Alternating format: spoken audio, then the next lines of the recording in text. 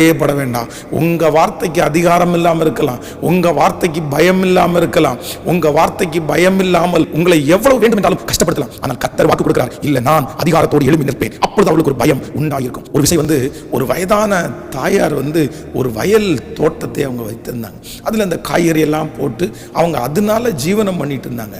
பக்கத்து தோட்டக்காரர் ஒரு பெரிய கோடீஸ்வரர், ஒரு பெரிய அரசியல் வலிமை பெற்ற ஒரு மனிதன். அவர் நிறைய மாடு வச்சிருந்தார்.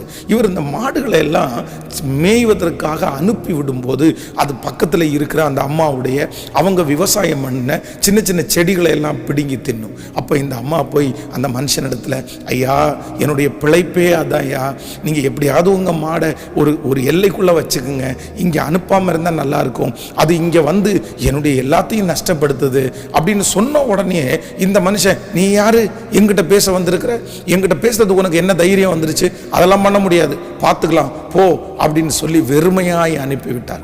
இந்த தாயார் ஆண்டவரிடத்துல ஜெபம் பண்ணாங்க, ஆண்டவரே எனக்கு எந்த அதிகாரமும் இல்லை, நான் என்ன பண்றது எனக்கு தெரியல, ஆனால் நீங்க அதிகாரம் இருக்கிறவங்க, நீங்க தான் அந்த மனுஷனை தட்டி கொடுக்க முடியும், நீங்க தான் அந்த மனுஷனை அப்படி வைக்க முடியும்னு ஜெபம் பண்ணாங்க. அடுத்த நாள் வேண்டுமென்றே அந்த மனுஷன் தன்னுடைய மாடை அவுத்து விடுறாரு.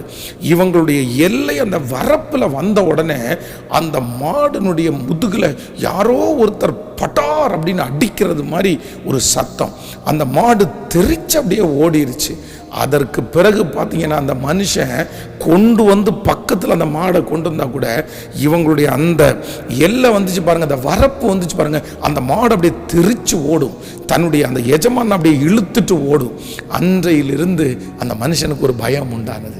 நான் நம்புறேன், கர்த்தருடைய பிள்ளையே, உங்களை யார் வேணாலும் அதிகாரம் செலுத்தலாம், உங்களுடைய வார்த்தையை நிறைய பேர் ஒருவேளை துச்சமா நினைக்கலாம், ஆனா இந்த ஆண்டவர் 40 நாள் வாக்கு கொடுக்கிறாரு, நான் என்னுடைய அதிகாரத்தை உனக்கு விரோதமாய் எழும்பி நிற்கிறவர்களுடைய மனதிலே நான் செலுத்துவேன் என்று கர்த்தர் வாக்கு கொடுக்கிறார்.